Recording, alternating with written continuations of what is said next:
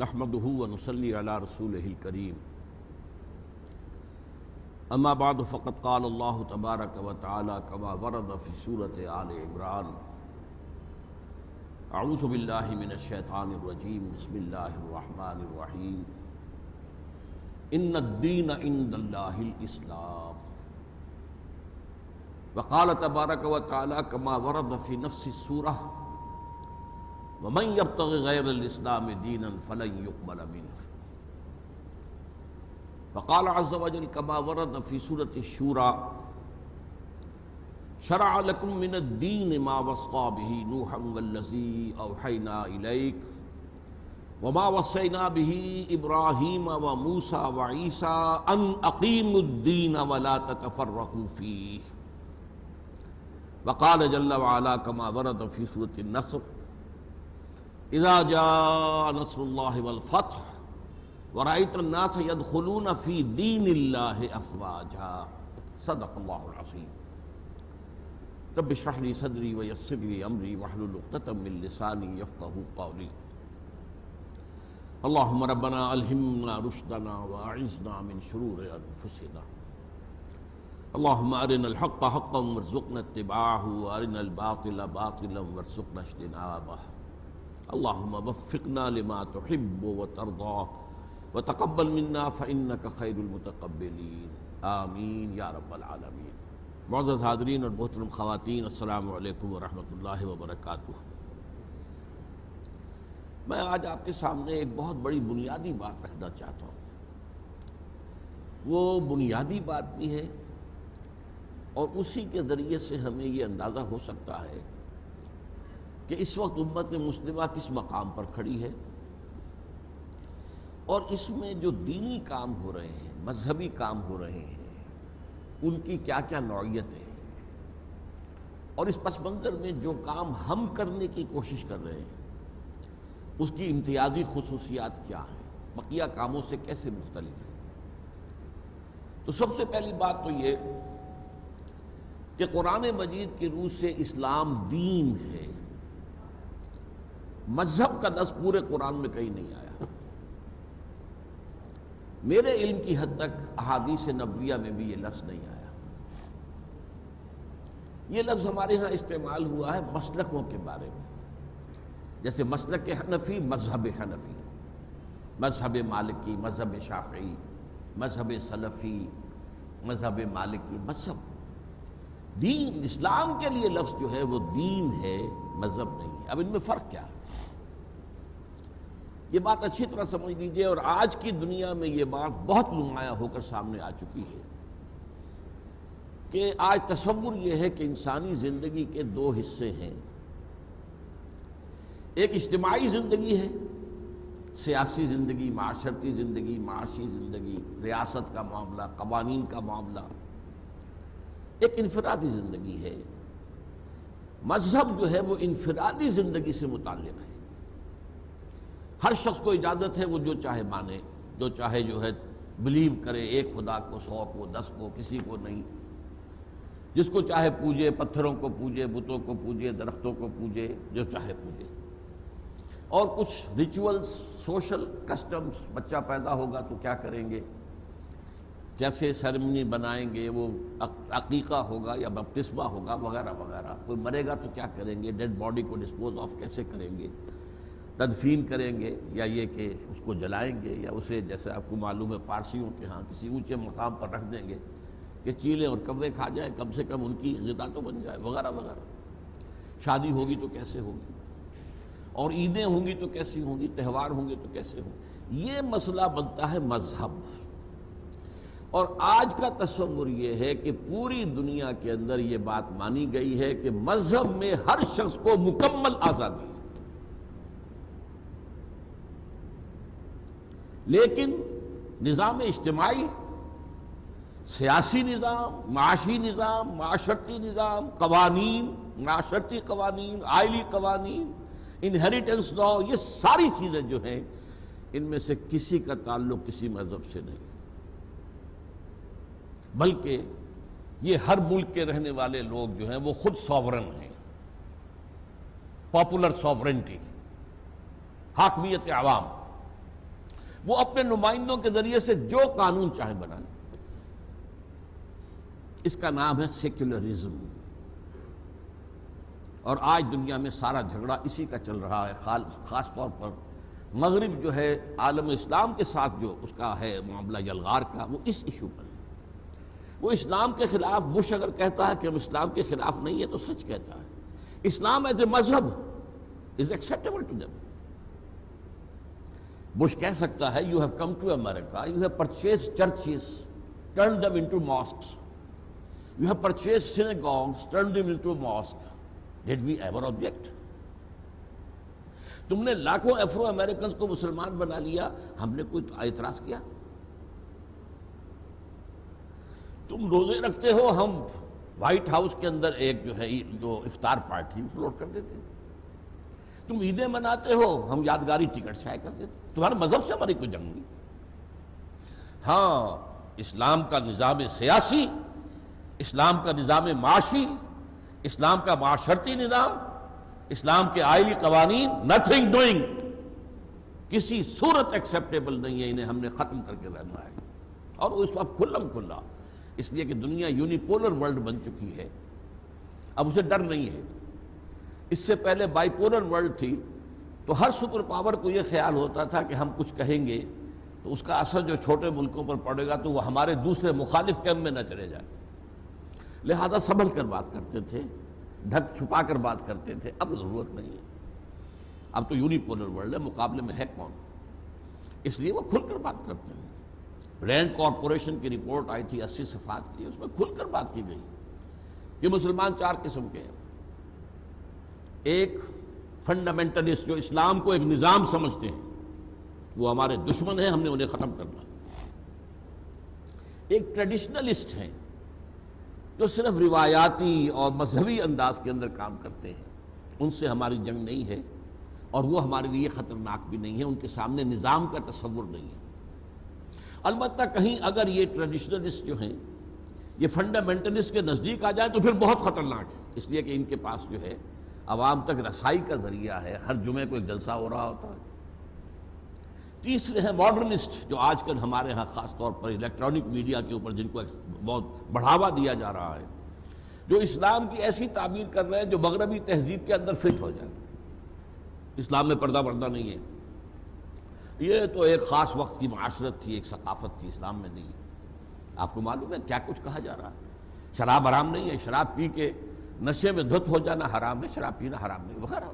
تاکہ یہ پورا موسیقی میں کوئی چیز حرام نہیں ہے، رقص میں کوئی چیز حرام نہیں ہے. وہ ساری باتیں جو مغربی تہذیب کے اندر ہیں ان کے لیے جواز دیا جا رہا ہے. ان کے بارے میں کہا گیا انہیں سپورٹ کرو، اور خاص لفظ ہے اس میں کارپوریشن کی رپورٹ میں کہ ان کو خاص طور پر الیکٹرانک میڈیا پر ایکسپوجر دلواؤ تاکہ ان کی بات وہاں تک پہنچے لوگوں تک. مسجدوں میں تو کوئی انہیں گھسنے نہیں دے گا. اور چوتھے انہوں نے کہا سیکولر لوگ تو مسلمان وہ بالکل ہماری طرح کے ہی ہیں، وہ تو ہمارے ہی ہیں. تو ان دونوں کو جوڑ دو، ماڈرنسٹ اینڈ سیکولر. اور بقیہ جو 2 ہیں ان کو ذرا علیحدہ رکھو، وہ قریب نہ آنے پائے. اور جو ٹریڈیشنلسٹ ہیں انہیں آپس کے اختلافات میں الجھاؤ، مذہبی اختلافات، شیعہ سنی اختلاف اور وہابی اور حنفی اختلاف، دیوبندی اور بریلوی اختلاف، اس میں جا دیں. یہ ہے اصل میں مسئلہ اس وقت پوری دنیا میں. تو اسلام دین ہے. سب سے پہلی بات سمجھنے کی یہ ہے اسلام صرف مذہب نہیں ہے، ہاں مذہب بھی ہے اور دین بھی ہے. اس میں عقائد بھی ہیں، ایمانیات بھی ہیں، اس میں عبادات بھی ہیں، اس میں رسومات بھی ہیں، اس کی اپنی عیدیں بھی ہیں، لیکن ساتھ ہی اس کا ایک سیاسی نظام ہے، اس کا ایک معاشی نظام ہے، اس کا ایک معاشرتی نظام ہے، اس کے آئلی قوانین ہیں، اس کا قانون وراثت ہے، اس کا جو ہے سارا نظام قانون شہادت ہے. یہ ایک مکمل نظام ہے. پہلی بات تو میں نے 2 آیتیں اس حوالے سے آپ کے کوٹ کی ہیں. ان الدین عند اللہ الاسلام، اللہ کے نزدیک دین اسلام ہے. اور اسی سورہ آل عمران میں فرمایا من یبتغی غیر الاسلام دینا فلن یقبل منہ، جو اسلام کے سوا کسی دین کو قبول کرے گا وہ اس سے قبول نہیں کیا جائے گا. تیسری آیت جو میں نے کوٹ کی اب وہ ہے خاص بات. یہ سورہ شورى کی آیت ہے. شرع لکم من الدین ما وصى به نوحا والذی اوحینا الیک، اے مسلمانوں تمہارے لیے ہم نے وہی دین معین کیا ہے جس کی وصیت کی تھی نوح کو علیہ السلام، اور جس کی وحی ہم نے کی ہے اے محمد آپ کی جانب صلی اللہ علیہ وسلم، اور جس کی وصیت کی تھی ہم نے ابراہیم کو اور موسیٰ کو اور عیسیٰ کو، وہ دین اب تکمیلی شکل میں تمہارے سامنے آ گیا۔ الیوم اکملت لکم دینکم واتممت علیکم نعمتی ورضیت لکم الاسلام دینا۔ یہ ہزاروں برس کا جو ایک پروسیس تھا نبوت اور رسالت کا، جو تدریجاً ارتقاء کرتا ہوا آ رہا تھا، اور بالآخر نبی اکرم صلی اللہ علیہ وسلم کی شخصیت مبارکہ پر اپنے کلائمیکس کو پہنچ گیا، دین کامل ہو گیا۔ اب تمہارے ذمہ ہے اس دین کو قائم کرو، نظام قائم کرو، اسی کو آپ کہہ سکتے ہیں اللہ کی حکومت قائم کرو، اللہ کا نظام قائم کرو۔ صرف نماز روزہ نہیں، صرف حج اور عمرہ نہیں، صرف جو ہے عبادات اور سنتیں بھی، مسواک کی سنت ہے، لباس کی سنتیں ہیں، ٹخنے کھلے ہونے چاہیے وغیرہ وغیرہ، یہ بھی ہے، یہ مذہب کا ایلیمنٹ ہے، اس کی بھی پیروی کرنی ہے، اور اس مذہب کے اعتبار سے ہمیں اپنا سینہ کشادہ رکھنا ہے۔ مذہب حنفی، مذہب مالکی، یہ سب جو ہیں اس کے اندر، یہ سب حق ہیں، چاروں ہمارے جو فقہ ہیں وہ حق ہیں۔ اس میں ہم سمجھیں کہ یہ شافعی ہے یہ کوئی اور ہے، اور یہ مالکی ہے یہ کوئی اور ہے میں کوئی اور نہیں، اس کے اندر جو ہے سینہ کشادہ رکھو۔ البتہ دین میں تفرقہ نہیں ہوگا، مذہب میں اختلاف ہو سکتا ہے، تفرقہ یہ ہے کہ ہم کچھ اور ہیں یہ کچھ اور ہیں، تفریق بین الناس، لہذا دین کو قائم کرو۔ اور یہی مضمون 3 دفعہ پھر آیا ہے قرآن مجید میں۔ جو بھی حضرات میرے دروس وغیرہ سے رکھتے ہیں مناسبت، اس پر میں نے بہت ایمفیسائز کیا ہے کہ حضور کا مقصد بعثت ہی یہ تھا کہ دین کو غالب کرے۔ 3 دفعہ یہ الفاظ آئے ہیں قرآن میں، سورہ توبہ میں، سورہ فتح میں، سورہ صف میں، هو الذی ارسل رسولہ بالہدی ودین الحق لیظہرہ علی الدین کلہ، ایک شوشے کا فرق نہیں ہے اس میں۔ وہی اللہ جس نے بھیجا ہے اپنے رسول کو صلی اللہ علیہ وسلم الہدا، قرآن حکیم، ہدایت کاملہ دے کر، اور دین حق دے کر، دین کامل دے کر، تاکہ غالب کریں اسے پورے کے پورے نظام زندگی پر۔ یہ تھا مقصد جو کہ حضور کی بعثت کا ہے۔ یہ مقصد کسی اور نبی کے لیے قرآن میں نہیں آیا۔ ہر نبی بشیر ہے، ہر نبی نذیر ہے، ہر نبی داعی ہے، ہر نبی مبلغ ہے، ہر نبی معلم ہے، ہر نبی مذکر ہے، یہ ساری صورتیں تو مشترک ہیں۔ یہ الفاظ جو ہیں سوائے حضور کے کسی کے لیے نہیں آئے، اور حضور کے لیے 3 دفعہ۔ اب یہاں میں صرف تھوڑا سا آپ کو جھلک دکھاؤں گا کہ وہ کام حضور نے جو کیا ہے کس قدر جہاں گسل مشقت تھی، وہ 23 برس کی جو محنت ہے، 20 برس کی کہہ دیجئے، اس لیے کہ اندرون ملک عرب اللہ کا دین قائم ہو گیا ہے، اور وہ تو سن 10-11 میں قائم ہو چکا، سن 10 کے اندر، 8 میں بلکہ 9 میں قائم ہو چکا۔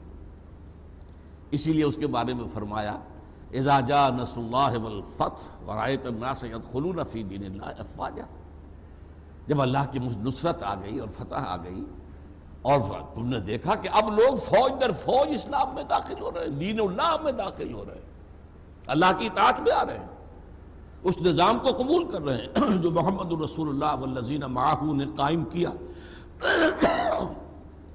اس کا آپ ہلکا سا نقشہ جو ہے خود اپنے ذہن میں لے آئیے، کیا کیا اس کے اندر حضور کو مشکلات پیش آئیں، کیسی کیسی قربانیاں دینی پڑی، سینکڑوں صحابہ کو جانیں دینی پڑی، جام شہادت نوش کرنا پڑا، حضور زخمی ہوئے، 2 مرتبہ آپ کا خون جو ہے وہ مٹی میں جذب ہوا ہے، فاقے آئے ہیں، 3 سال کی نظر بندی ہوئی ہے شیب بنی ہاشم کے اندر۔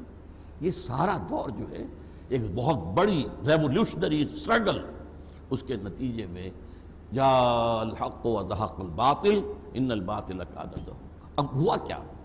پورا نظام زندگی اللہ کی اطاعت کے تابع ہو گیا، سیاست بھی اسی کے مطابق ہوگی، معیشت بھی اسی کے ہوگی، سود حرام ہے، جوا حرام ہے، منشیات کا معاملہ حرام ہے، اور جنسیات کے حوالے سے کمائی حرام ہے، وغیرہ وغیرہ۔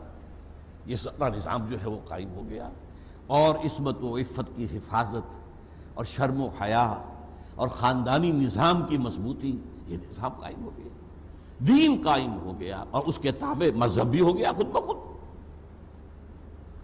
یہ ہے اچیومنٹ ہسٹوریکل، جس کے بارے میں اب میرے پاس وقت نہیں ہے، ورنہ میں گواہی آپ کے سامنے پیش کرتا کہ بڑے بڑے جو ہیں اسکالرز انہوں نے کہا ہے کہ تاریخ انسانی کا عظیم ترین انقلاب محمد نے برپا کیا صلی اللہ علیہ وسلم۔ ایم این رائے، لینن کا ساتھی، لینن کا دوست اور بہت بڑا کمیونسٹ، اس نے تقریر کی تھی لاہور میں 1920 میں، اور کتاب اس کی اب بھی چھپتی ہے انڈیا کے اندر، ہسٹوریکل رول آف اسلام۔ تاریخ انسانی کا عظیم ترین انقلاب وہ تھا جو محمد نے برپا کیا۔ اور آپ نے ابھی سنا ہوگا 20-25 برس پہلے کی بات ہے یہ تو، دی 100 کتاب جو چھپی، A selection and gradation of the 100 most influential personalities of human history۔ تاریخ انسانی میں جن شخصیتوں نے دھارے کا رخ موڑا ہے، اکثر لوگ تو دھارے میں بہتے ہیں، جو نظام ہے اسی میں بہہ رہے ہیں، چلے جا رہے ہیں، جدھر ہجوم جا رہا ہے ادھر جا رہے ہیں، لیکن کچھ لوگ ایسے ہوتے رہے ہیں جنہوں نے رخ موڑا ہے، نہیں نہیں یہ غلط جا رہا ہے، یوں کرو۔ تو ایسے 100 آدمیوں کو سلیکٹ کر لیا پوری ہیومن ہسٹری سے، پھر گریڈیشن قائم کی کہ ان میں سب سے زیادہ کون، ان سے اس کے بعد کون، اس کے بعد نمبر 1 پر لایا حضور کو صلی اللہ علیہ وسلم، حالانکہ عیسائی ہے۔ حضرت عیسیٰ کو نمبر 3 پر لے گیا، نمبر 2 پر نیوٹن ہے، بابا فزکس۔ آج ساری ٹیکنالوجی، سارا جو کچھ ہے، اس کا بابا جو ہے وہ نیوٹن ہے، طبیعیات کا جو ہے مجد سمجھ لیجیے۔ بہرحال اب ہوا کیا کہ حضور کی حیات طیبہ کے 10-11 برس مدینے میں یہ نظام قائم ہوا، اس کے بعد خلافت علی منہاج النبوہ یا خلافت راشدہ کے 30 برس میں یہ نظام کاملتاً قائم رہا۔ حکومت اللہ کی، قانون اللہ کا، شریعت نافذ، اور حکمران مشورے سے منتخب ہوگا، یہ موروثی نہیں ہوگا، یہ بادشاہت نہیں ہے، یہ سارا معاملہ جو ہے، اور امرہم شورا بینہم سے معاملات طے ہوں گے، اتھارٹیرین نظم نہیں ہوگا۔ یہ ساری چیزیں جو ہیں، یہ 40 برس جو ہیں، اس کے اندر ہمارا وہ سنہری زمانہ ہے جس کے اندر کہ دین ایک رہا۔ اس کے بعد حادثہ کیا ہوا؟ ایک یہودی سازش کے نتیجے میں انٹرنل سیبوٹاج ہوا، عبداللہ ابن سبا کی تحریک کے نتیجے میں مسلمانوں کو آپس میں لڑا دیا گیا۔ حضرت عثمان شہید ہوئے رضی اللہ تعالی عنہ، اور ان کی شہادت سے فتنے کا جو دروازہ کھلا ہے، تو حضرت علی کا سارا دور خلافت خانہ جنگی کی نظر ہو گیا۔ 1 انچ زمین بھی اسلامی سلطنت میں حضرت علی کے دور خلافت میں ایڈ نہیں ہوئی۔ آپس میں لڑ رہے ہیں، 1 لاکھ آدمی ہلاک ہو گئے ایک دوسرے کے تیروں سے اور تلواروں سے اور نیزوں سے۔ تو وہ جو ہے ایک بہاؤ جو جا رہا تھا کہ تھمتا نہ تھا کسی سے سیل رواں ہمارا، اس بہاؤ کی جو رفتار تھی وہ ٹوٹ گئی، اور اس کے بعد نتیجہ کیا نکلا؟ خلافت راشدہ ختم ہو گئی، ملوکیت کا آغاز ہو گیا۔ اب ہو گیا موروثی معاملہ، یہ جس کی طاقت اس کی حکومت ہوگی، بنو امیہ طاقتور قبیلہ، ان کی حکومت ہوگی، بنو عباس کھڑے ہو گئے ہیں، انہوں نے ان کو مارا اور اپنی حکومت قائم کر لی، ان کی حکومت ہوگی۔ وہ نظام اب ختم ہو گیا، سیاسی اعتبار سے جو اسلام کا نظام تھا وہ ختم ہو گیا۔ یہ ہمارے دور زوال کا نقطہ آغاز ہے۔ اس دور میں کافی کوششیں ہوئیں کہ دوبارہ جو ہے اصل کی طرف رجوع کیا جائے۔ حضرت حسین رضی اللہ تعالی عنہ، حضرت عبداللہ ابن زبیر رضی اللہ تعالی عنہما، حضرت نفس زکیہ رحمۃ اللہ علیہ، حضرت زید رحمۃ اللہ علیہ، انہوں نے کوششیں کی، بغاوتیں کی کہ کسی طریقے سے یہ موروثی نظام ختم ہو کر وہی خلافت کا نظام جو ہے شورائی قائم ہو جائے۔ وہ ناکام ہو گئے۔ نتیجہ کیا نکلا کہ اب امت نے یہ سوچا کہ یہ جو چھت ہے یہ تو اب ہٹ نہیں سکتی، جو اوپر کا نظام سیاسی ہے یہ تو یہی رہے گا، جس کی لاٹھی اس کی بھینس۔ اب ہمیں we have to live under this roof. اب اس میں جو بھی کچھ ہو سکتا ہے اس کے حوالے سے کچھ علمی کام ہو سکتا ہے، کچھ صوفیہ نے کام لیا، لوگوں کا تزکیہ نفس کرتے رہیں، کچھ علمی کام کریں، اور مذہب تو بہرحال انٹیکٹ رہا. نہ بنو امیہ نے کہا کہ نماز ختم کر دو، نہ بنو عباس نے کہا کہ نماز ختم کر دو. تو سیاسی نظام بدلا تھا نا. باقی وہ جو ملوکیت تھی اس میں بھی وہ 1000 برس تک اسلامی قانون نافذ رہا. اوپر جو نظام تھا، ڈھانچہ سیاست کا، ریاست کا، وہ نہیں رہا. اب سلاطین ہیں، بادشاہ ہیں. آیا ہے بابر، اس نے شکست دی ہے لودھی کو اور اپنا حاکم بن کر بیٹھ گیا. وہی جو میں نے کہا، جس کی لاٹھی اس کی بھینس، جس کی طاقت اس کی حکومت ہوگی. لیکن جب تک مسلمانوں کی حکومتیں رہیں تو مذہب تو رہا نا. اور قاضی ہوتے تھے اور مفتی ہوتے تھے، اور جمعہ جو ہوتا تھا وہ سارا سرکاری ہوتا تھا. کوئی جو ہے وہ پرائیویٹ جمعہ نہیں، سرکاری. اور وہاں پر صرف خطیب جو ہوتے تھے وہ سرکاری. 3 عہدے ہوتے تھے مسلمانوں میں، قاضی، مفتی اور خطیب. آپ کوئی 5 وقتہ نماز کے لیے مسجد بنانا چاہے تو بنا لیں. جامع مسجد صرف حکومت کی ہوگی. یہ نوٹ کر لیجیے، یہ چیزیں جو ہے بہت. آج بھی سعودی عرب میں یہی ہے، ترکی میں یہی ہے. آپ کوئی پرائیویٹ مسجد، جامع مسجد نہیں بنا سکتے. ہاں، عام مسجد بنائیں، 5 وقتہ نماز. اور وہ جو بھی ہے، جو جامع مسجد ہے، وہ حکومت کے تحت ہوگی. یہ نظام جب چلا تو اس کا کیا مطلب ہوا کہ اسلام کا تصور سکڑ گیا. اب وہ دین والی بات نہیں رہی، اب مذہب والی بات آ گئی. اور جب 1000 برس تک یہ کیفیت رہی تو ذہنوں نے گویا کہ ریکنسائل کر دیا کہ بس یہی اسلام ہے. اس کے بعد تیسرا مرحلہ آیا، اس نے اور قیامت ڈالی. یورپین کولونیلزم آیا، اور یورپ سے جو طاقتور قوتیں اٹھی انہوں نے پورا ایشیا فتح کیا، اور عالم اسلام خاص طور پر. اب کیا ہوا؟ کہیں انگریز آ گیا، کہیں فرانسیسی آ گئے، کہیں اطالوی آ گئے، کہیں اسپینیئرز آ گئے. اب وہاں ان کی حکومتیں ہو گئی تو اب قانون بھی ان کا ہو گیا، قانون بھی اسلامی گیا. اب عدالتیں ان کی ہیں، قانون ان کا ہے. فوجداری نظام ان کا ہوگا، دیوانی قانون ان کا ہوگا، فوجداری قانون ان کا ہوگا، ضابطۂ فوجداری ان کا ہوگا، ضابطۂ دیوانی ان کا ہوگا. ہاں، تم نماز پڑھو، روزہ رکھو، ہمیں کوئی اعتراض نہیں. اب ظاہر بات ہے کہ مفتیوں کا رول بھی بہت محدود ہو گیا.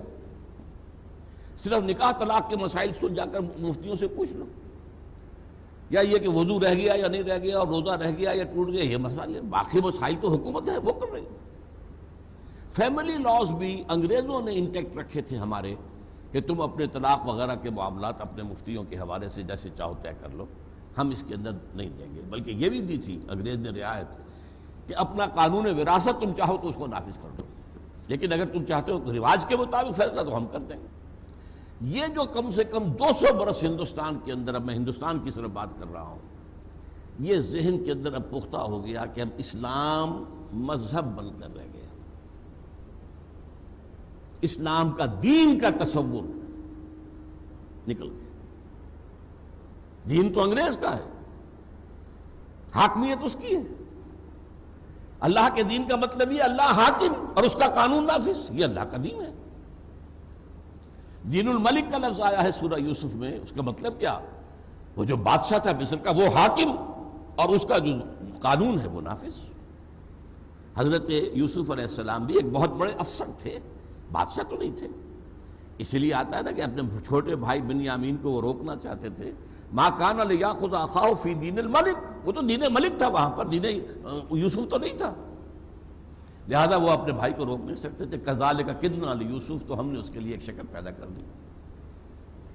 یہ بات بڑی اہم ہے، اچھی طرح سمجھ لیجئے کہ ہوتے ہوتے ہمارے عوام الناس اور ہمارے کچھ مذہبی طبقات کے اندر بھی تصور دین ناپید ہو گیا، اور اسلام کا تصور صرف مذہب کی حیثیت سے رہ گیا.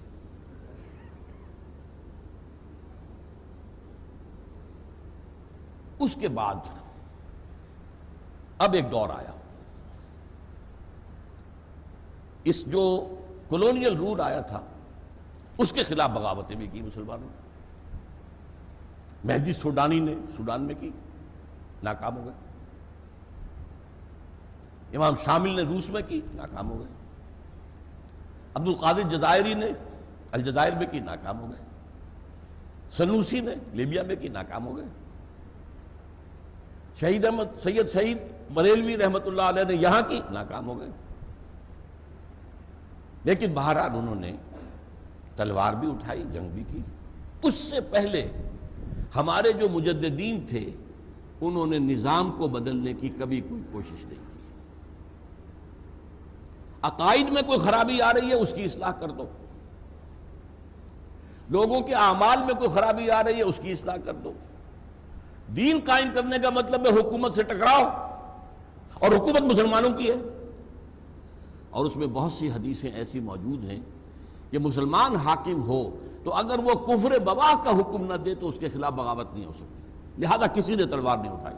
وہ شروع میں 4 حضرت حسین اور حضرت عبداللہ ابن زبیر، حضرت نفس زکیہ، حضرت زید، باقی اس کے بعد کسی نے تلوار نہیں اٹھائی، کسی نے اس ملوکیت کو ختم کرنے کی کوشش نہیں کی، بلکہ یہ اخلاقی اصلاح، علمی کام امام غزالی کر رہے ہیں، امام ابن تیمیہ کر رہے ہیں، اور اگر تصوف میں غلط چیزیں آ گئی ہیں تو شیخ احمد سرہندی اس کی اصلاح کر رہے ہیں۔ وہ اصلاحی تھیں یہ ساری جد و جہدیں۔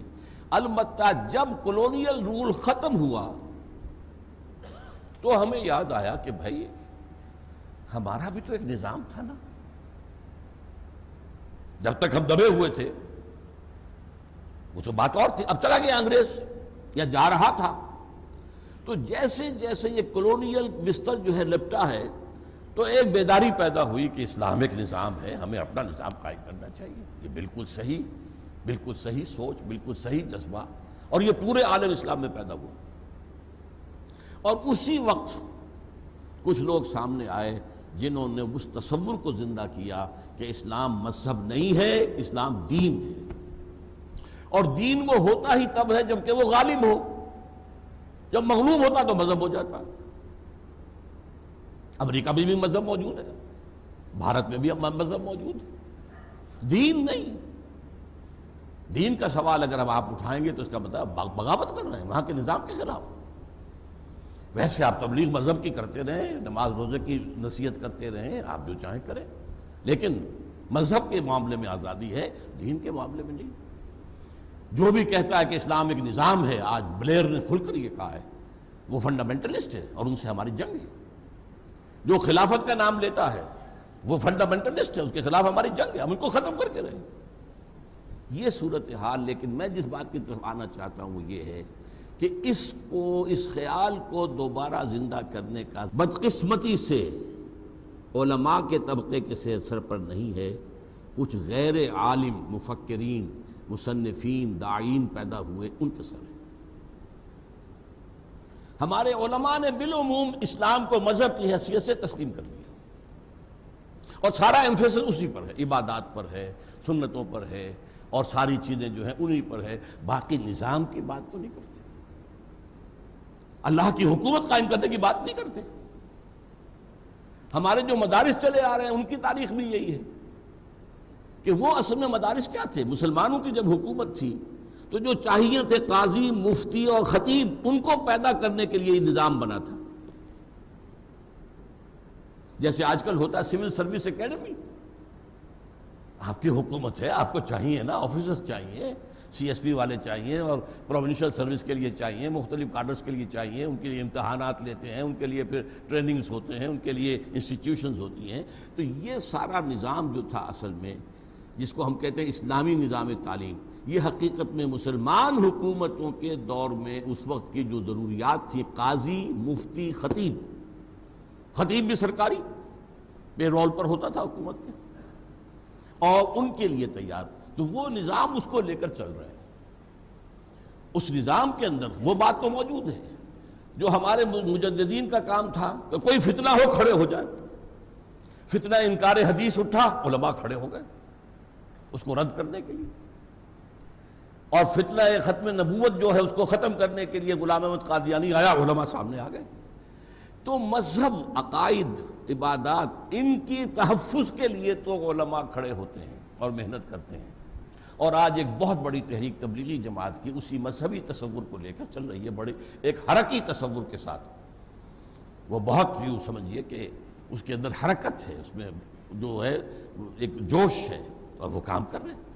لیکن یہ تصور کہ اسلام دین ہے، اس کا سب سے پہلے آپ کو سراغ ملے گا علامہ اقبال کے ہاں. اب وہ نہ مولوی تھا، حالانکہ اس کی تعلیم بنیادی طور پر بہت اس کے تعلیم و تربیت کے اندر مذہبی دخل حاصل تھا، لیکن بعد میں جب وہ گیا ہے انگلینڈ اور وہاں اس کی جو قلب ماہیت ہوئی ہے، مسلمان کو مسلمان کر دیا طوفان مغرب نے، وہ وہاں سے واپس آیا ہے. تو اب وہ اسلام بتیت دین کا علم بردار بن کر کھڑا. دی ہاتھ سے دے کر اگر آزاد ہو ملت، ہے ایسے تجارت میں مسلمان کا خسارہ. دین ہمارا اسلام جو ہے دین ہے، صرف مذہب نہیں. باقی بعض علماء نے کہا تھا انگریزی عہد میں کہ ہمیں مسلمانوں کو کوئی ایسا کام نہیں کرنا چاہیے کہ ہمارے انگریز حکمرانوں کو تشویش ہو جائے، کیونکہ انہوں نے ہمیں مذہبی آزادی دے رکھی ہے. اس پر فقرہ چست کیا تھا اقبال نے. ملا کو جو ہے ہند میں سجدے کی اجازت، ناداں یہ سمجھتا ہے کہ اسلام ہے آزاد. اسلام کہاں آزاد ہے؟ کہاں اسلام کا قانون؟ کہاں اسلامی حدود؟ کہاں اسلامی تعزیرات؟ کہاں اسلام کا نظام؟ سود بدترین گناہ ہے، اس سے بڑا کوئی گناہ ہے ہی نہیں، اس پر سارا نظام چل رہا ہے. کہاں اسلام؟ یہ تو مذہب ایک حیولہ ہے، مذہب ہے، اس میں عبادات ہیں، عقائد ہیں، ٹھیک ہے، اور رسومات ہیں، عیدین بھی منانی ہیں، اگرچہ ہم نے ایک تیسری عید کا بھی اضافہ کر دیا ہے جس کا کوئی ثبوت صحابہ سے نہیں ہے، سلف صالحین سے نہیں ہے. عید الاضحیٰ، عید الفطر، عیدین ہے، مناؤ، بچوں کا عقیقہ کرو، شادی ہوگی تو ایجاب و قبول ہوگا، کوئی فوت ہوگا اس کو دفن کیا جائے گا، کفن دیا جائے گا. یہ سارے کام کرو. اس کی آزادی آج کی دنیا بھی آپ کو آزادی دیتی ہے، کرو. بدترین دشمن اسلام کے وہ بھی آزادی دیتے ہیں، کرو. لیکن اسلام بحیثیت دین یہ ہمارے ذہنوں سے، ہمارے عوام کی 99% اکثریت کے ذہنوں سے نکل چکا. اور ہمارے علماء جو ہیں، روایتی علماء، وہ جو میں ابھی رینڈ کارپوریشن کے حوالے سے کہہ رہا تھا کہ ایک فنڈامنٹلسٹ ہے جو اسلام کو نظام سمجھتے ہیں، اور ایک ٹریڈیشنلسٹ ہیں، روایت پسند، وہ جو قال اللہ و قال رسول مدارس میں کر رہے ہیں. تو ان کا تصور جو ہے اس کے اندر وہی مذہب کا تصور ہے، اس کی دفاع کے لیے وہ کھڑے ہو جاتے ہیں، اور اس کے لیے بڑی تحریکیں بھی چل سکتی ہیں، قربانیاں بھی دیتے ہیں. لیکن اسلام کو بحیثیت دین دوبارہ قائم کرنے کی طرف ان کی توجہ نہیں ہے. اس کے لیے یہ کہ جب اقبال نے آواز اٹھائی اسلام کا دوبارہ غلبہ دنیا میں ہوگا، ملت اسلامیہ کی جو ہے وہ تجدید ہوگی، نکل کے صحرا سے جس نے روما کی سلطنت کو الٹ دیا تھا، سنا ہے یہ قدسیوں سے میں نے، وہ شیر پھر ہوشیار ہوگا، اور سبق پھر پڑھ شجاعت کا، عدالت کا، صداقت کا. لیا جائے گا تو اس سے کام دنیا کی امامت کا. مسلمان کا کام ہے دنیا کی امامت. اللہ کا ماننے والا وہ ہے، اللہ کا نائب وہ ہے، دنیا کی امامت اس کا حق ہے، نہ کہ کفار کا اور مشرکین کا اور ملحدین کا. یہ جو جذبہ تھا اس نے پھر پورے عالم اسلام میں شکلیں اختیار کی تحریکوں کی، کہ اسلام کو ایک نظام کی حیثیت سے قائم کرنے کی جد و جہد کی جائے. انڈونیشیا میں مسجومی پارٹی کا نام آپ نے سنا ہوگا، بہت بڑی پارٹی تھی. یہ جو ہندوستان تھا، جو اب پاک و ہند جسے ہم کہتے ہیں، اس میں جماعت اسلامی مولانا مودودی کھڑے ہوئے اسی بات کو لے کر. اس سے پہلے ابو الکلام آزاد کھڑے ہوئے تھے، حزب اللہ 1913 میں قائم کی تھی. اخوان المسلمون کھڑے ہوئے مصر کے اندر. ان تحریکوں نے کام کیا، اور اس کا اثر آج کیا ہے کہ مسلمانوں کے پڑھے لکھے طبقے میں اب ایک بڑی کثرت کے ساتھ یہ بات پھیل چکی ہے کہ اسلام ایک نظام ہے. It's not only a religion, it's a complete code of life, complete system of life. یہ نظام حیات ہے مکمل. لیکن ان تحریکوں سے بعض ایسی غلطیاں سرزد ہوئیں جس کی وجہ سے یہ تحریکیں کامیاب نہیں ہو سکیں۔ دو غلطیوں کی میں کا اشارہ کروں۔ ایک تو انہوں نے ٹیکن فار گرانٹیڈ لے لیا کہ جب ہم مسلمان ہیں تو ایمان تو ہے۔ یہ بات بہت بڑا مغالطہ ہے۔ اسلام اور ہے، ایمان اور ہے۔ اسلام تو ہمیں موروثی طور پر مل گیا، مسلمان ماں باپ کے گھر پیدا ہو گئے، پیدا ہوتے ہی دانے کان میں اذان، بائیں میں اقامت، اسلام تو مل گیا۔ ایمان تو یوں نہیں ملتا۔ اب پوزیشن تو اصل میں یہ ہے کہ قالت الاعراب آمنا قل لم تؤمنوا ولکن قولوا اسلمنا۔ یہ بدو کہتے ہیں کہ ہم ایمان لے آئے، نبی سے کہیے تم ایمان ہرگز نہیں لائے ہو، بلکہ یوں کہو کہ مسلمان ہو گئے ہیں۔ ابھی تک ولما يدخل الایمان فی قلوبکم، ابھی تک ایمان تمہارے دلوں میں داخل نہیں ہوا۔ یہ کیفیت ہے آج امت مسلمہ کی اکثریت کی۔ اب اس پر شاید آپ ناراض ہوں کہ یہ کیا کہہ رہا ہے کہ اکثریت مسلمانوں کی مومن نہیں ہے۔ مسلم ہے، مسلم ہے۔ اس لیے اکثریت مسلمانوں کی اگر مومن ہوتی تو مسلمان دنیا میں ذلیل و خوار نہیں ہو سکتا تھا۔ وَلَا تَهِنُوا وَلَا تَحْزَنُوا وَأَنْتُمُ الْأَعْلَوْنَ إِن كُنتُم مُؤْمِنِينَ۔ اے مسلمانوں گھبراؤ نہیں، افسوس نہ کرو، ہمارا وعدہ ہے اگر تم مومن ہوگے تو تم ہی سب سے بلند ہوگے۔ تو آج تو ہم بلند نہیں ہیں۔ بلند تو امریکہ ہے، بلند تو برطانیہ ہے، بلند تو یورپ ہے، یورپین یونین ہے، چائنا ہے، رشیا ہے، بلند تو یہ ممالک ہیں۔ G7 G8 G9 G11 G13 G15 وہ لوگ بیٹھتے ہیں اور دنیا کے معاملات طے کرتے ہیں، اور ان میں سے کسی میں نہ G7 میں نہ G15 میں کوئی مسلمان ہے ہی نہیں، نہ ہم نہ 3 میں نہ 13 میں۔ ہماری حیثیت کیا ہے؟ اور آج جو پٹائی ہو رہی ہے امت مسلمہ کی، جو عذاب آ رہا ہے اللہ تعالیٰ کی اجازت سے آ رہا ہے۔ اللہ کی اجازت کے بغیر تو پتہ تک نہیں جنبش کھاتا۔ کیوں آ رہا ہے؟ ہم مجرم ہیں۔ ہم نے آزاد ہونے کے بعد آج تک کسی مسلمان ملک میں اسلامی نظام قائم نہیں کیا، دین کو قائم نہیں کیا۔ جو آزاد ہوا اس نے یا قبلہ بنا لیا واشنگٹن کو یا بنا لیا ماسکو کو، اسلام کہیں نہیں آیا۔ تو ہم اللہ کے مجرم ہیں۔ یہ سزا اللہ کی طرف سے ہمیں مل رہی ہے، اور یہ سزا تو جاری رہے گی جب تک کہ اسلام کو ایک نظام کی حیثیت سے قائم کر کے ہم دنیا کے سامنے نمونہ نہ پیش کر دیں اور ہم دنیا کو دعوت نہ دے سکیں۔ Come and see with your own eyes, this is Islam۔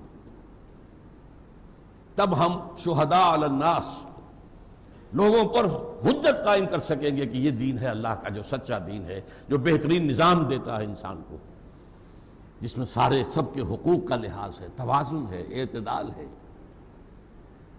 جس میں پوری جو ہے کفالت عامہ کا نظام بھی ہے۔ خلافت راشدہ میں بچے کا پیدا ہوتے ہی اس کا وظیفہ مقرر ہو جاتا تھا۔ زکوٰۃ کے نظام کے تحت جو ہے سوشل سیکیورٹی، اور وہ سوشل سیکیورٹی جو آج آپ کو نظر آ رہی ہے اسکینڈینیوین کنٹریز میں، وہ مسلمانوں میں تھی۔ اس اعتبار سے یہ جد و جہد ایک منفرد علیحدہ جد و جہد ہے۔ اس میں ایک غلطی جیسا کہ میں نے عرض کیا کہ ہم نے سپوز کر لیا کہ ہم مومن تو ہیں، بس ہمارے عمل میں کمی ہے۔ اچھا بھائی مسلمانوں عمل کرو عمل کرو عمل کرو عمل کرو، یہ نہیں دیکھا کہ اندر تو یقین والا ایمان تو ہے ہی نہیں۔ ایک لیگل ایمان ہے، verbal attestation, I testify there is no God except Allah and I testify that Muhammad is his messenger and servant۔ مسلمان ہو گئے، لیکن اس پر دل میں یقین پیدا ہو جانا زمین و آسمان کا فرق ہے۔ یقین پیدا کرے ناداں یقین سے ہاتھ آتی ہے، وہ درویشی کے جس کے سامنے جھکتی ہے فغفوری۔ تو ہندوستان میں میں نے 3 آدمیوں کا نام لیا ہے، اقبال، ابوالکلام آزاد۔ اقبال مرد میدان تھے ہی نہیں، وہ مفکر تھے صرف۔ he was not a leader۔ اس نے فکر دیا ہے اور اس میں کوئی شک نہیں کہ بہت بڑا دیا ہے۔ ابوالکلام میدان میں آئے، 1913 میں انہوں نے حزب اللہ قائم کی، 1913 میں، اور اس کا مقصد کیا تھا؟ حکومت الہیہ کا قیام۔ اندازہ کیجئے انگریز کی حکومت کا دور ہے اور اس میں وہ جماعت قائم کر رہے ہیں حکومت الہیہ قائم کرنے کے لیے۔ لیکن ان کا خیال یہ تھا، ایک مغالطہ تھا ان کا، کہ علماء کرام میرا ساتھ دیں گے. علماء نے ساتھ نہیں دیا. ان کا تصور وہ ہے ہی نہیں. میں آپ کے سامنے تجزیہ کر کے بتا چکا ہوں. سب سے پہلے پوچھا اس کے پاس کوئی سند ہے کسی مدرسے کی؟ یہ ہمارے کسی مستند شیخ کے ساتھ اس کی تربیت ہوئی ہے؟ حالانکہ ایک بہت بڑی عظیم ترین دینی شخصیت مولانا محمود حسن اسیر مالٹا رحمۃ اللہ علیہ، جنہیں میں 14ویں صدی ہجری کا سب سے بڑا مجدد مانتا ہوں، وہ ان کی پشت پر، اور 1920 میں جمعیت علماء ہند کا جو دوسرا سالانہ اجلاس ہوا دلی میں، اس میں یہ تجویز پیش کی حضرت شیخ الہند نے کہ اب ابو الکلام کو امام الہند مانو، اس کے ہاتھ پر بیعت کرو. علماء تیار نہیں ہوئے. بددل ہو کر ابو الکلام نے وہ بستر لپیٹا حزب اللہ کا، اور وہ کانگریس میں جا کر فریڈم فائٹر کی حیثیت سے اس نے زندگی گزاری. تو میں کہا کرتا ہوں مجھے دلچسپی ابو الکلام سے ہے 1912 سے 1920 تک کا Abul Kalam, not after that. بعد میں جو کچھ تھا اس کا تھا معاملہ، اس نے سیاست میں حصہ لیا، گاندھی کا چیلا بنا، اس میں بہت سی چیزیں ایسی بھی ہیں ان کے بارے میں کہ جو بہرحال ناگفتہ بے بھی ہیں، تو اب وہ چیزیں چھوڑ دیجئے. لیکن میں اپنے آپ کو ان کے ساتھ اٹیچ نہیں کرتا. میری اٹیچمنٹ ابو الکلام کے ساتھ ہے، لیکن 1912 سے لے کر جب کہ الہلال جاری کیا، اس سے لے کر 1920 تک. پھر اس کے بعد مودودی صاحب اٹھے. ان میں محنت کا جذبہ بہت تھا. یہ انہوں نے بھی جماعت اسلامی قائم کی، اور اس کا جو دستور پہلا بنا تھا اس کا عنوان یہی تھا، حکومت الہیہ کا قیام. اور یہ بھی بڑی جرأت کی بات ہے. انگریز کے دور میں یہ بات کہنا گویا کہ بغاوت تھی. انگریز کی حکومت کے بجائے اللہ کی حکومت چاہتے ہو. لیکن انگریز جو ہے سیکنڈ ورلڈ وار میں اتنا کمزور ہو چکا تھا، اسے جانا ہی تھا یہاں سے. اور دوسرے انہوں نے سوچا کہ ابھی ان کے ساتھ چند آدمی ہیں، 200-250 آدمی ہیں، تو یہ کیا کر لیں گے، کون سا تیر مار لیں گے. لہذا انہیں چھیڑا نہیں، ورنہ بغاوت ہے، کلمہ بغاوت ہے. انہوں نے کھل کر کہا انگریز کی فوج کی ملازمت حرام، بلکہ انگریز کی دوسری ملازمت بھی حرام. یہ انقلابی بات مولانا مودودی کی شاید آپ نے کبھی سنی ہی نہ ہو. انہوں نے اجازت دی تھی جماعت اسلامی کے لوگوں کو کہ ہاں جو پبلک یوٹیلیٹی کے اور پبلک کی سروس کے محکمے ہیں، ریل ہے، ڈاک ہے، اس کی ملازمت ہو سکتی ہے. اس کا جو حکومت کا نقشہ ہے سول سروس ہے نہیں. اس کا عدالتی نظام جو اللہ کی بجائے کسی اور قانون پر فیصلے کر رہا ہے، جج بیٹھا ہوا فیصلہ کر رہا ہے. وَمَن لَّمْ يَحْكُم بِمَا أَنزَلَ اللَّهُ فَأُولَٰئِكَ هُمُ الْكَافِرُونَ. جو اللہ کی اتاری ہوئی شریعت کے مطابق فیصلے نہیں کرتے وہی تو کافر ہیں. جو وکالت کر رہے ہیں اللہ کے قانون کے بجائے دوسرے قانون کی، کون ہے یہ؟ بہرحال لیکن دوسری غلطی جو ہوئی ان تحریکوں سے وہ یہ ہوئی کہ انہوں نے اس دین کو قائم کرنے کے لیے طریقے جو دنیا میں اس وقت رائج تھے وہ اختیار کر لیے. الیکشن کا طریقہ اختیار کر لیا. یہ کام تو تاریخ انسانی میں ایک ہی مرتبہ ہوا تھا، اور وہ حضور کے دست مبارک سے ہوا تھا. ایک مرتبہ اور ہونا ہے، حالانکہ ہم کبھی نہ مانتے کہ ہو سکتا ہے، جبکہ آپ تو سید المرسلین تھے، خاتم النبیین تھے، اور کسی کے نبی کے ہاتھ میں نہیں ہوا. اور اب تو کسی نبی کا سوال ہی نہیں، کیسے ہو جائے گا. میں کبھی یہ نہ مانتا کہ یہ ہو سکتا ہے اگر حضور نے نہ فرمایا ہوتا. ہونا ہے اور ہوگا پوری دنیا پر، گلوبل ہوگا. اسلام کا غلبہ ہوگا اور دین حق قائم ہوگا پوری دنیا پر، اور خلافت علی منہاج النبوت کا نظام قائم ہوگا پورے گلوب کو. اب میرے پاس وقت نہیں کہ میں ان احادیث کا متن آپ کو سنا سکوں. یہ احادیث صحیحہ کے اندر آیا. ہونا ہے ایک دفعہ، لیکن ہوگا اسی طریقہ کار پر عمل پیرا ہو کر جو محمد الرسول اللہ کا تھا صلی اللہ علیہ وسلم. لقد کان لکم فی رسول اللہ اسوۃ حسنہ. اس کو غور سے دیکھو، بٹوین دی لائنز سیرت کو پڑھو، فلسفی آف سیرت کو سمجھو. سیرت میں بظاہر جو تضادات نظر آتے ہیں ان کو سمجھو کیوں ہیں وہ. اب میں وہ تضادات آپ کے سامنے مثال کے طور پر رکھ رہا ہوں. ٹوائنبی نے ایک بڑا زہر میں بجھا ہوا جملہ کہا، Muhammad failed as a prophet but succeeded as a statesman مین. مدینے میں تو محمد کا نقشہ صلی اللہ علیہ وسلم نظر آتا ہے، نبیوں والا، دعوت دے رہے ہیں، پھر رہے ہیں حضرت مسیح کی طرح سے، وہ تو نبیوں والا نقشہ تو ہے، وہاں تو ناکام ہو گئے، وہاں تو جان بچا کے بھاگنا پڑا۔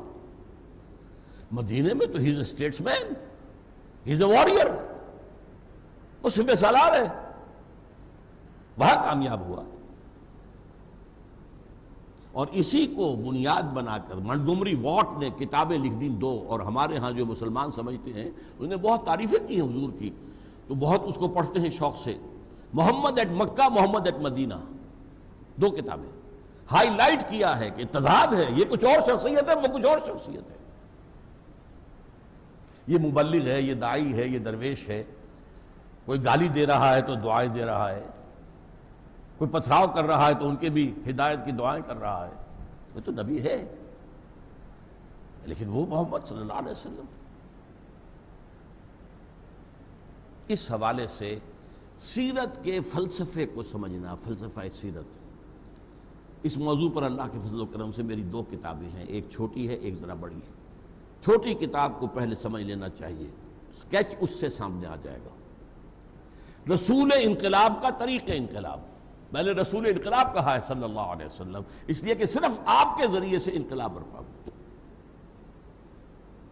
اور کسی نبی کے ذریعے تو نہیں ہوا، نہ موسیٰ سے، نہ عیسیٰ سے، نہ ابراہیم سے، نہ نوح سے، نہ ہود سے، نہ صالح سے، نہ شعیب سے، نہ لوط سے۔ رسول انقلاب کا طریق انقلاب، اور پھر منہج انقلاب نبوی پر ذرا ضخیم کتاب ہے، پوری سیرت کا انالیسس ہے، جس کو میں کہتا ہوں وہ فلسفہ سیرت ہے۔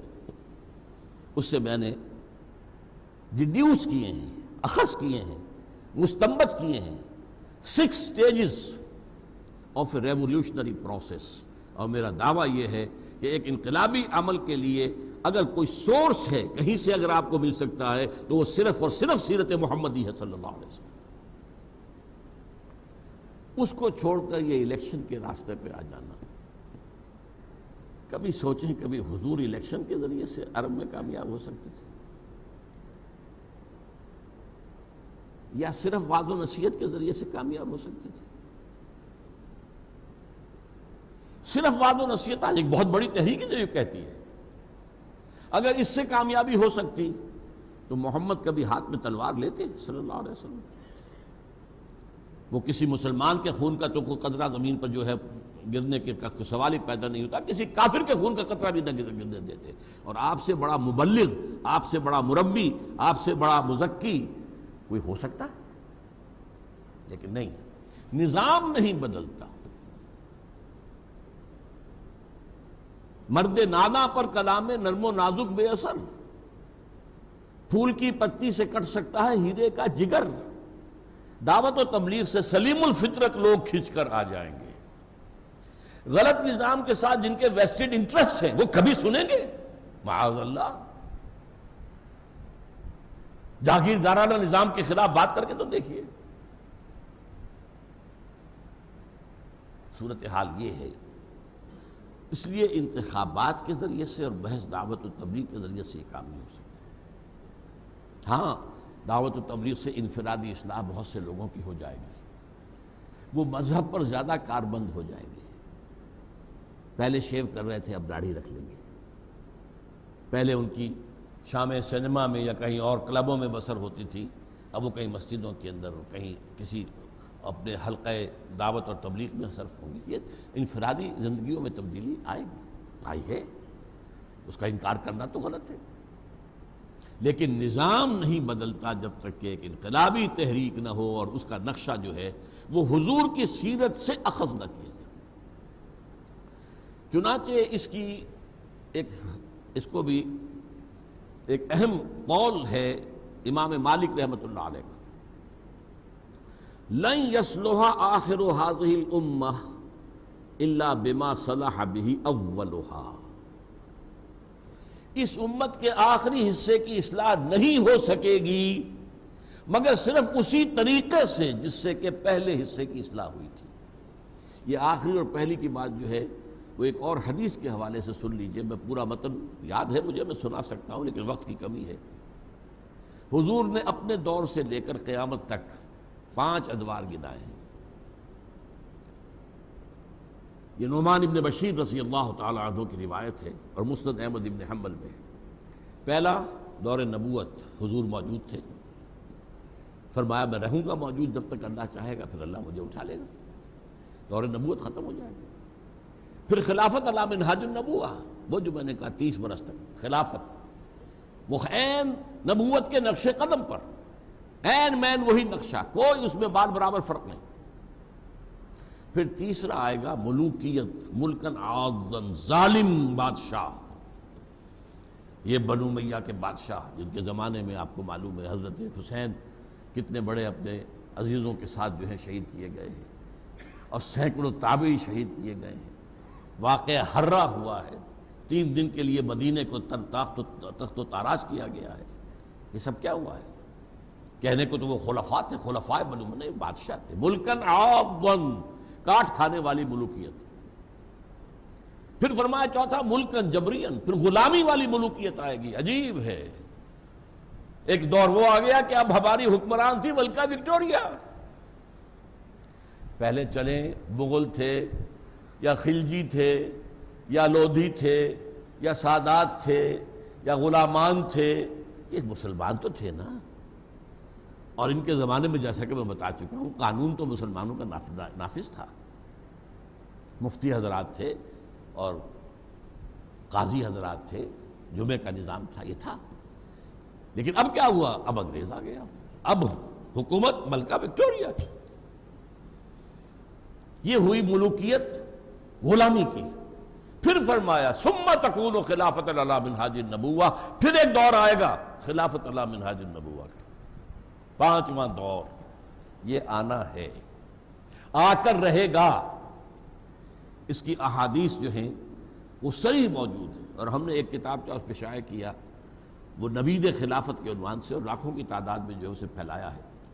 پھر کبھی یہاں پر بھی آپ کو پیش کر دیا جائے گا. وہ احادیث بڑی ضروری ہے، کیونکہ موجودہ حالات میں ہر مسلمان جو ہے ڈرا ہوا ہے. اسلام کا کیا مستقبل ہے؟ مسلمانوں کا کیا مستقبل ہے؟ مسلمان پٹ رہا ہے. ہو گیا مانند آب ارزاں مسلمان کا لہو. کیا ہو رہا ہے؟ اے اللہ ہم کم سے کم تیرے نام لیوا ہیں. اے اللہ ہم تیرے نبی کے شہدائی ہیں، ہمارا یہ حال. رحمتیں ہیں تیری اغیار کے کاشانوں پر، اور برف گرتی ہے تو بیچارے مسلمانوں پر. بھائی کیا عیسائی مسلمان ہیں؟ یہ کیوں ہو رہا ہے؟ یہ میں نے جیسا کہ عرض کیا تھا، یہ اللہ کا عذاب ہے. تم نے ہمارا دین قائم نہیں کیا. ان اقیم الدین، ہم نے تو تمہارے اوپر لازم کیا ہمارے دین کو قائم کرو. ہاں مذہب میں اختلاف ہو جائے کوئی حرج نہیں ہے، ہاتھ یہاں باندھ کے نماز پڑھ لو کوئی حرج نہیں، ہاتھ کھول کے نماز پڑھ لو مالکیوں کی طرح کوئی حرج نہیں. کیا فرق پڑ جائے گا؟ چند منٹ تاخیر سے روزہ کھول لو، کیا فرق پڑ جائے گا؟ باقی یہ کہ دین ایک ہے کہ حاکم اللہ، اور اس کا قانون وہی قانون ملکی ہوگا، land, law of the land, اس کو قائم کرو. یہ جو تحریکیں ہیں ان میں ہمارا اب حصہ جو ہے، اب اس تحریک کو لے کر ہم چل رہے ہیں. تو میں نے کہا تھا کہ آپ کے سامنے بنیادی بات بھی آ جائے گی ہماری، اور یہ کہ دوسری دینی جماعتوں سے یا حلقوں سے جو کوشش ہم نفی نہیں کرتے، ہر ایک اپنے رنگ میں کوشش کر رہا ہے. اور جیسا کہ میں نے کہا ہے دینی مدارس کے ذریعے سے جو علماء ہیں وہ جب کبھی کوئی فتنہ کھڑا ہوتا ہے اسلام کے خلاف تو سینہ سپر ہو جاتے ہیں. انہی کی قیادت میں ختم نبوت کی تحریک چلتی ہے، اور قادیانیوں کو غیر مسلم قرار دیا جاتا ہے. اور کس کے ہاتھوں؟ بھٹو کے ہاتھوں کروایا جاتا ہے. لیکن یہ ہے کہ وہ دین کو قائم کرنے کا معاملہ وہ ذہن و صفق نہیں ہے، اوجل ہے. اسلام کا تصور ایک مذہب کی حیثیت سے ذہنوں میں بیٹھ گیا ہے، اس کو تو سینے سے لگا رکھا ہے، اللہ کا شکر ہے. اور یہ بھی علماء کرام کا پاک و ہند کے مسلمانوں پر بہت بڑا احسان ہے کہ مذہب کا وہ سٹرکچر انٹیکٹ رہا، مسجدیں بنتی رہیں، آباد ہوتی رہیں، علماء ملتے رہے. ورنہ آپ کو بہت معلوم ہے بہت سے مسلمان ممالکوں میں صفائی ہو گئی، بھی تو کولونیل رول کے اندر آ کر وہ حالات جو ہیں بالکل بدل گئے.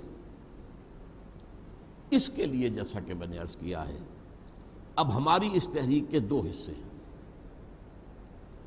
پہلا حصہ یہ ہے اس جیسا کہ میں نے کہا ایک مغالطہ ہوا، اس مغالطے کی اصلاح کی کوشش. پہلے دلوں میں یقین والا ایمان پیدا کرو، صرف وربل ٹیسٹیمنی نہیں، صرف لپ سروس نہیں. ذرا گردنیں جھکاؤ اور اپنے گریبانوں میں جھانکو. یقین ہے،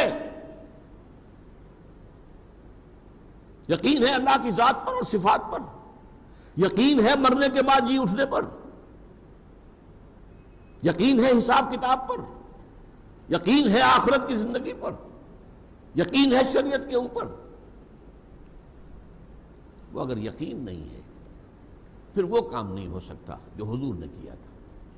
کوئی اچھا کام ہو سکتا ہے، نیک کام ہو سکتا ہے، پھر وہی کہوں گا مذہبی اعتبار سے کوئی بہتری آ سکتی ہے، کچھ چیزیں آ جائیں گی، لیکن دین کو قائم کرنے کے لیے ایسے لوگوں کی ضرورت ہے جن کے اندر یقین والا ایمان پیدا ہو چکا ہو. اور اس کا منبع اور سرچشمہ صرف اور صرف اور صرف قرآن. قرآن کے ذریعے سے وہ یقین پیدا کیا ہے. اتر کر حرا سے سوئے قوم آیا اور ایک نسخہ کیمیا ساتھ لایا. هو الذی ينزل علی عبدہ آیات بینات لیخرجکم من الظلمات الی النور. وہی تو ہے اللہ جس نے اپنے بندے کے اوپر آیات بینات نازل کی ہیں تاکہ ان کے ذریعے سے تمہیں اندھیروں سے نکال کر روشنی میں لے آئے. شرک کے اندھیرے، الحاد کے اندھیرے، ان تمام اندھیروں سے نکال کر میٹیریلزم ہے اور دوسرے ازم ہیں، ان سب سے لاجیکل پازیٹیوزم ہے، ڈاروینزم ہے، مارکسزم ہے، ان سب اندھیروں سے نکال کر اور ایمان کی روشنی میں لانے والی چیز اللہ کی کتاب. لیکن وہ کب؟ صرف تلاوت کرنے سے نہیں ہوگا. صرف تلاوت کریں گے تو ثواب تو ہو جائے گا، ثواب ملے گا. آپ نے وقت نکالا ہے، آپ بیٹھے ہیں قرآن پڑھ رہے ہیں، یہی وقت آپ کسی اپنی دنیاوی جو ہے کام میں لگا سکتے تھے، آپ نے لگایا تو ایک اجرت تو ملے گی، اجر تو ملے گا. اس سے ایمان پیدا نہیں ہوگا. ایمان پیدا ہوگا قرآن کو اپنی آنکھ سے اس کی زبان میں پڑھ کر. اپنی آنکھ سے پڑھنے کا مطلب کیا ہے؟ not through the eyes of a translator. آپ نے قرآن کا ترجمہ پڑھا، یہ آج پڑھ لی پھر ترجمہ دیکھ رہے ہیں، تو ترجمہ کس نے کیا؟ مترجم نے کیا ہے. For you it's a second hand knowledge. اور ترجموں میں پھر اختلافات بھی ہیں. قرآن کو اس کی زبان میں سمجھا جائے اور اپنی آنکھ سے پڑھا جائے تو قرآن دل میں یقین پیدا کرتا. یہ وجہ ہے جو میں نے اپنی زندگی کا اکثر و بیشتر حصہ اس کام میں لگایا. قرآن خاص طور پر پڑھے لکھے لوگوں کو دعوت دینا، قرآن پڑھو، عربی سیکھو. ابھی آپ کے سامنے رپورٹ آئی، ناظرہ قرآن پڑھانے کے تو ہمارے بے شمار مدارس ہیں، حفظ کے مدارس ہیں، لیکن ان حفاظ میں سے 90% کو پتہ ہی نہیں چلتا ہم نے کیا پڑھا ہے. نہ تراویح میں کھڑے ہوئے لوگ جو پیچھے ہوتے ہیں انہیں پتہ چلتا ہے کہ ہم نے کیا سنا. تو ٹھیک ہے، ثواب تو ملے گا. تراویح میں آپ نے گھنٹہ لگایا، سوا گھنٹہ لگایا، آپ نے محنت کی ہے، 20 رکعتیں پڑھی، ثواب تو ملے گا. لیکن اس کا وہ افادہ جو قرآن سے ہونا چاہیے کہ قرآن آپ کے اندر آگ پیدا کر دے، وہ جذبہ پیدا کر دے کہ ان صلاتی و نسکی و محیای و مماتی للہ رب العالمین، میری نماز اور میری قربانی اور میری زندگی اور میری موت سب اللہ کے لیے. اسی لیے عربی زبان کے سیکھنے کے لیے یہ، ویسے تو میں تو یہ کام الحمدللہ کر رہا ہوں. مولانا مودودی کا پمفلٹ میں نے پڑھا تھا 1950 میں. I was 18 years old. شہادت حق کے نام سے ان کا کتاب سے آج بھی موجود ہے، پڑھیں. جس میں یہ تصور آیا کہ ہر مسلمان کے ذمے خود مسلمان بنے، دوسروں کو اسلام کی دعوت دے اور اسلام کو قائم کرنے کی جد و جہد کرے، اور اس کے لیے ایک جماعت ہونی لازمی ہے. یہ سبق میں نے 1950 میں پڑھا تھا، الحمدللہ اپنے پورے زمانہ طالب علمی میں، اور اس کے بعد سے لے کر آج تک اس پر عمل پیرا ہوں۔ بس غلطی مجھ سے جہاں اختلاف ہوا وہ یہ کہ الیکشن کی طرف جا کر آپ نے غلطی کر دی، اب آپ ایک پولیٹیکل پارٹی بن گئے۔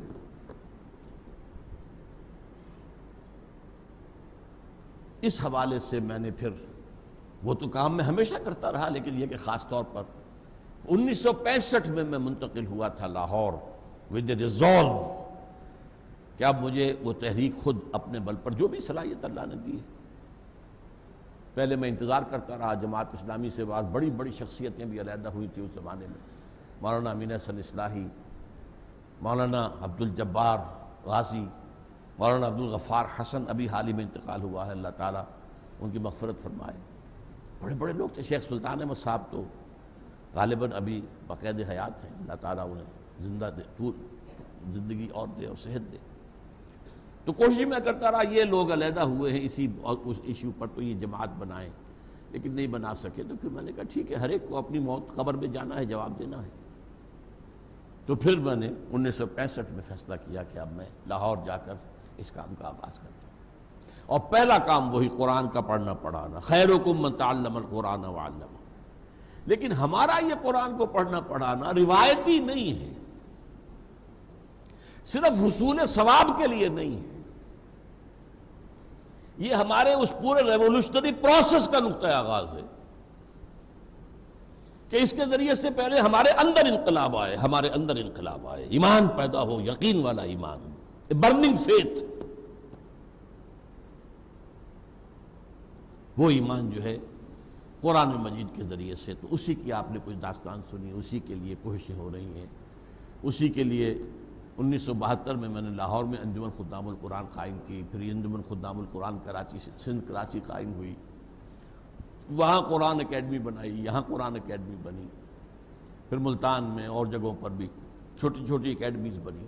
مقصد کیا؟ قرآن عربی اس کی اصل زبان میں اپنی آنکھ سے پڑھنے کے قابل ہو جائے،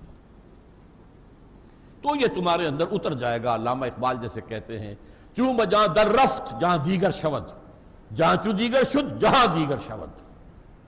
جب قرآن کسی کے اندر سرایت کر جاتا ہے تو اس کے اندر انقلاب آ جاتا ہے۔ پہلے وہ کچھ اور سوچتا تھا، اب کچھ اور سوچتا ہے۔ پہلے زندگی عزیز تھی، اب موت زیادہ عزیز ہے، شہادت کی موت۔ شہادت ہے مطلوب و مقصود مومن، نہ مال غنیمت نہ کشور کشائی۔ وہ اندر کا انقلاب جو ہے وہ پھر ہے در حقیقت جو دنیا میں انقلاب لانے کا ذریعہ بن سکتا ہے۔ تو ہمارا قرآن کا پڑھنا پڑھانا بھی روایتی نہیں ہے، بلکہ اس مقصد کے لیے ہے۔ یہ وہی منہج انقلاب نبوی کا حصہ ہے کہ آپ کیا کرتے تھے؟ یتلو علیہم آیاتہ ویزکیہم ویعلمہم الکتاب والحکمہ۔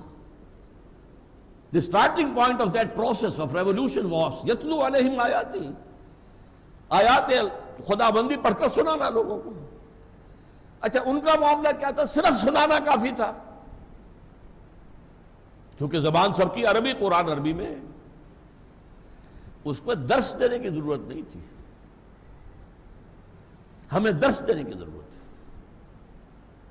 کیونکہ عربی زبان اپنی ہے ہی نہیں، اور تاکید ہم کرتے ہیں کہ عربی پڑھو تاکہ خود اپنی آنکھ سے، خود تیرے ضمیر پہ جب تک نہ ہو نزول کتاب، گرا کشا ہے نہ راضی نہ صاحب کشاف، اب آپ کے دل پر خود قرآن نازل ہو۔ دوسرا کام، جن لوگوں کے اندر یہ ایمان کی کیفیت پیدا ہو جائے، اور اس کا ثبوت کیا ہوگا؟ ثبوت ہوگا شریعت پر مکمل عمل۔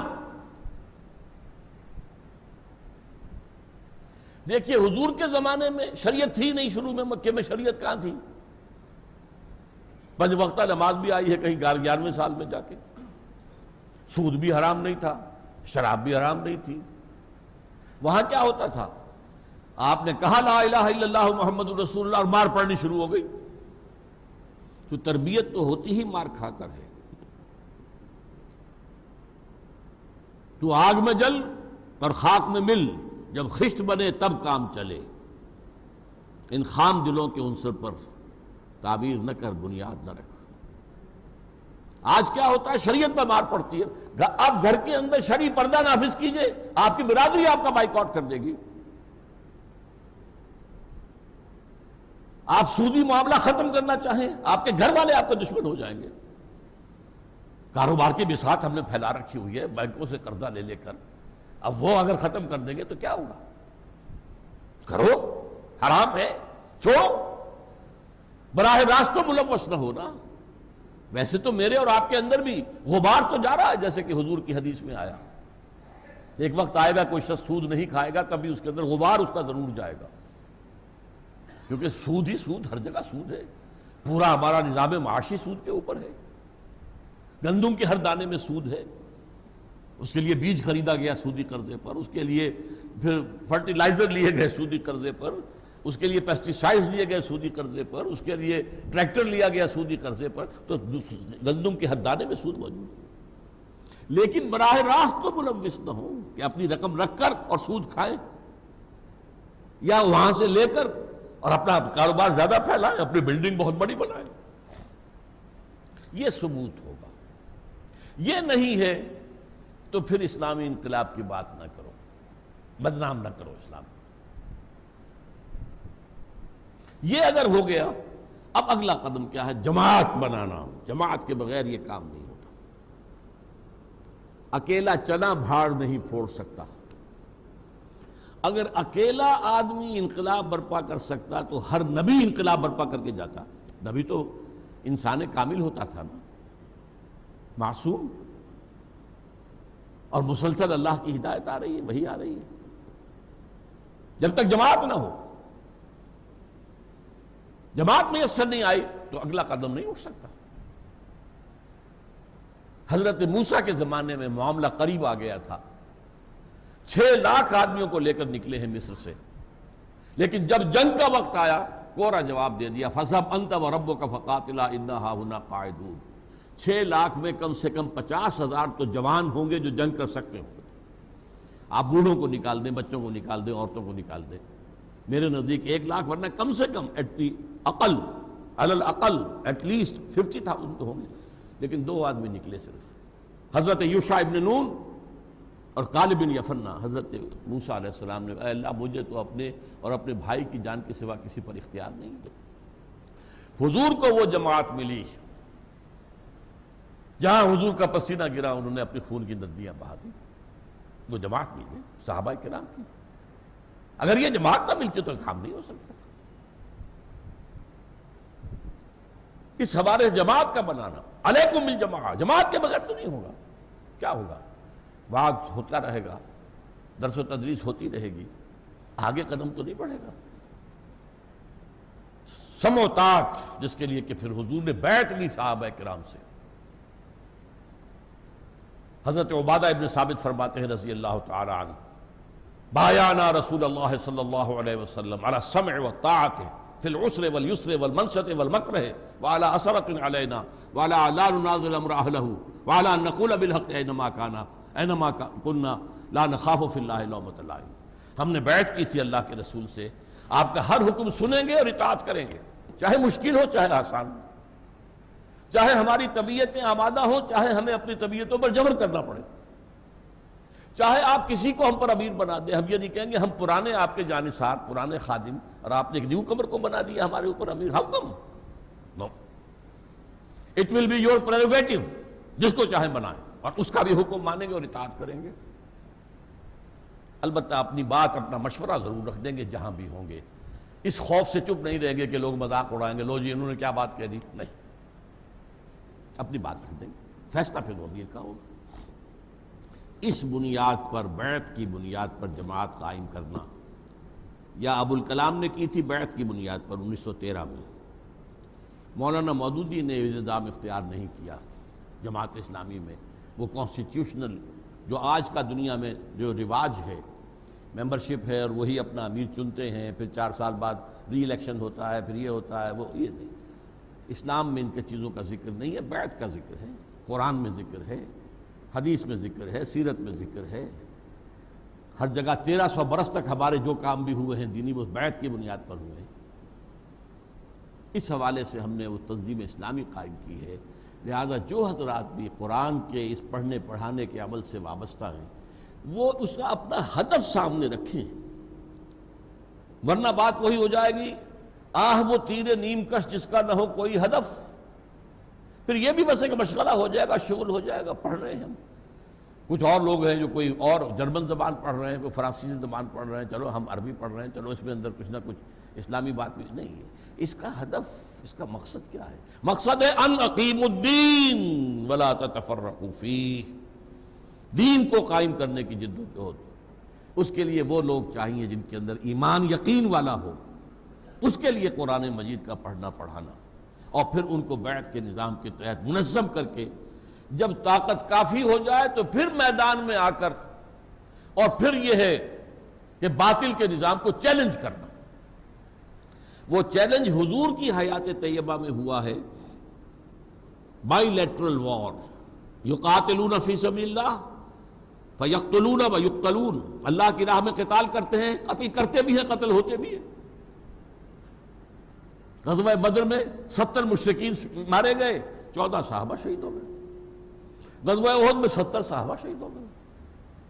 قتل کرتے بھی ہیں، قتل ہوتے۔ آج کے زمانے میں نظام باطل اپنے ملک کے اندر اس کو ہٹانے کے لیے جو کوشش ہوگی وہ ایک عوامی تحریک، ایک مضبوط ڈسپلن جماعت جو ہے ایک عوامی تحریک لے کر میدان میں آئے، یہ ہٹے، یہ سارے حرام کام بند کیے جائیں۔ یہ جو چھوٹے سے پیمانے پر غلطی ہو رہی ہے لال مسجد والوں سے، یہ کام اس پیمانے پہ کرنے کا نہیں ہے۔ پہلے آ کے ملک گیر جماعت بنائیں، اس ملک گیر جماعت کے اندر اتنی طاقت ہو کہ وہ پھر کھڑی ہو کر چیلنج کر سکے، وہ جیلوں کو بھر سکے۔ وہ جو ایک عوامی سیلاب آتا ہے، جس سے یوکرائن کے اندر انقلاب آیا ہے، جس سے جارجیا میں انقلاب آیا ہے، جس سے لیٹن امریکہ میں انقلاب آتا ہے، جس کے نتیجے میں نیپال کے بادشاہ کو جھکنا پڑا ہے، جس کے نتیجے میں کرغیزستان میں انقلاب آیا ہے، وہ ایک عوام کا بہاؤ، عوام کا ریلا جو اسلام کے لیے جان دینے کے لیے تیار ہو چکے۔ اس کے نتیجے میں اس کو علامہ اقبال نے 2 شعروں کے اندر بڑی خوبصورتی سے سمو دیا ہے۔ کسی عجیب کیفیت میں، کسی عالم میں انہوں نے یہ اشعار کہے ہیں، اللہ سے اپنی ایک گفتگو بیان کر رہے ہیں۔ گفتند جہان ماں آیا بے تمہیں سازد، اے اقبال ہم نے تمہیں اپنی جس دنیا میں بھیجا ہے تمہیں پسند آئی دنیا؟ گفتم کے نمی سعادت، میں نے کہا نہیں، اس میں تو ظلم ہے۔ کسان کیا ہے، خون پسینہ کر کے کماتا ہے اور عیش کرتا ہے جاگیردار، یہ تیرا نظام ہے، یہ تیری دنیا ہے۔ تو عادل و قادر ہے مگر تیرے جہاں میں ہیں تلخ بہت بندے مزدور کے اوقات۔ مزدور کے شریانوں کے سرخ خون سے کشیر کر کے شراب پیتا ہے سرمایہ دار بیٹھ کر شام کو کلبوں کے اندر۔ ہمیں پسند نہیں ہے یہ نظام۔ گفتن یہ برہم زن، تو اللہ نے کہا کہ توڑ پھوڑ کر رکھ دو پھر اس کو۔ کیسے؟ با نشہ درویشی در ساد و دمادم زن، پہلے درویشی وہ 12 برس مکے کے، وہ میری کتاب آپ پڑھیں گے تب وہ ساری حقیقت واضح ہوگی۔ وہ 12 برس درویشی ہے، دعوت ہے، تبلیغ ہے، کوئی گالی بھی دے رہا ہے تو اس کو آپ دعائیں دے رہے ہیں، کوئی پتھراؤ کر رہا ہے تو پھول پیش کرے، درویشی۔ چوں پختہ شوی، جب تیار ہو جاؤ اور طاقت کافی ہو جائے، جو پختہ شوی خود را بس سلطنت جم زن، پھر اپنے آپ کو سلطنت جم سے ٹکرا دو۔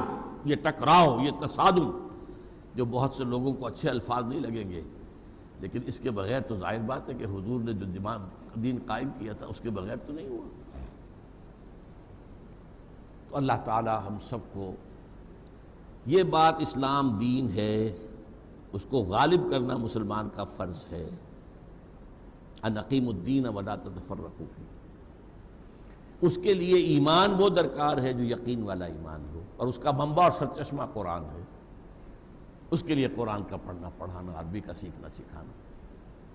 اس کے بعد ان لوگوں کو جن کے دلوں میں وہ ایمان پیدا ہو جائے اور جذبہ امنگ پیدا ہو جائے، انہیں پھر مضبوط نظم جماعت کے اندر کسنا ہے، اور پھر دیکھنا ہے، اسی کام کو جاری رکھنا ہے تاکہ اتنی قوت ہو جائے کہ آپ نظام باطل کو میدان میں آ کر للکار سکیں۔ میں نے اپنی 2 کتابوں کا تو حوالہ دیا، ایک تیسری کتاب جو ہے جو حضور کے مقصد بعثت پر جو ہے میری ایک بڑی اہم کتاب ہے، چھوٹی مختصر ہے۔ نبی اکرم صلی اللہ علیہ وسلم کا مقصد بعثت کس لیے بھیجا تھا؟ وہی دین، لِیُظْہِرَهُ عَلَى الدِّینِ كُلِّهِ، اس پر میرا وہ مقالہ جو ہے وہ آپ حضرات پڑھیے، اس سے انشاءاللہ تعالی بات اور واضح ہو جائے گی۔ اقول قولی ھذا واستغفر اللہ لی ولکم ولسائر المسلمین والمسلمات۔